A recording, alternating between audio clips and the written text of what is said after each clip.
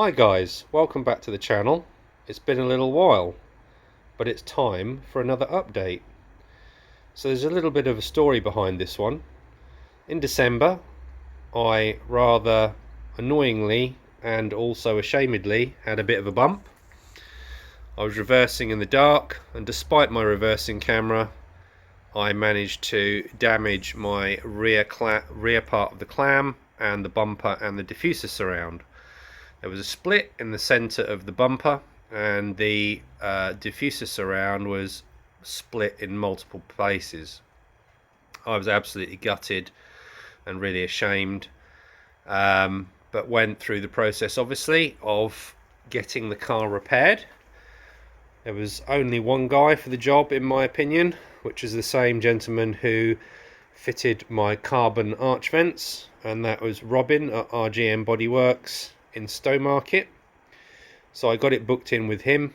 He's busy as usual, so despite me having the bump in December, I couldn't get in with him till Feb, but he's had the car for the last 2 weeks and I got it back yesterday.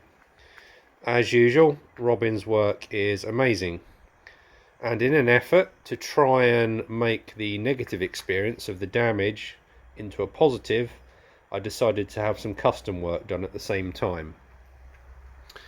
So when I was looking at getting the car repaired, one of the first things I needed was a replacement diffuser surround, and quite quickly, after shopping around a bit and speaking to Southwest Lotus Centre, who had a number of carbon fibre diffuser surrounds in stock, it quite quickly became apparent that the carbon version was going to be pretty much not much more expensive than the plastic one.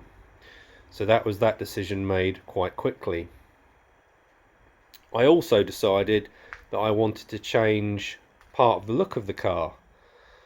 Now, I've always had a bit of a problem with the number plate lights, and they've been a complete pain in the backside, to be honest, on my car, in that they seem to let water in readily. I've replaced the LEDs in them a number of times, but they keep failing. So, as Robin was repairing the rear bumper, I decided to ask him to delete the rear number plate lights, and as you can see, he's done a really beautiful job, and he has repaired the bumper and filled and deleted the number plate light holes in perfection. You can't tell at all that they were even there at all, and you can't see any of the damage. Obviously we needed some sort of number plate light replacement, and after doing a little bit of research I came across these products called Oxford bolts.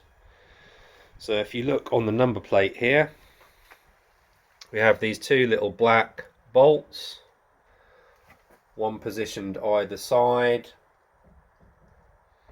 What they basically are is an aluminium billet bolt head with an LED inside, a bright white LED, which effectively illuminate inwards and replace my number plate lights with a much more subtle option. The wiring for it was fairly straightforward because the rear number plate light wiring comes through the boot anyway, so Robin said it was just a question of pulling the wires back into the boot space and reconnecting them to the Oxford bolts on the inside of the boot. So with the diffuser surround, as is usual with me, I couldn't have a standard one, so I decided to have a bit of a custom paint job done. And what I decided was that, in the same vein as the rest of the car of satin blacks, blues and carbons, I decided to have the outer edge of the surround finished in satin black, and then the rest of the diffuser surround in regular gloss carbon. And I must say, without trying to pat myself on the back too much, it looks really nice. So,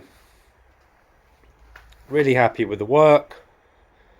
Robin managed to blend the paint in perfectly, and I think I have managed to turn the negative experience of the accident into a positive one in the end.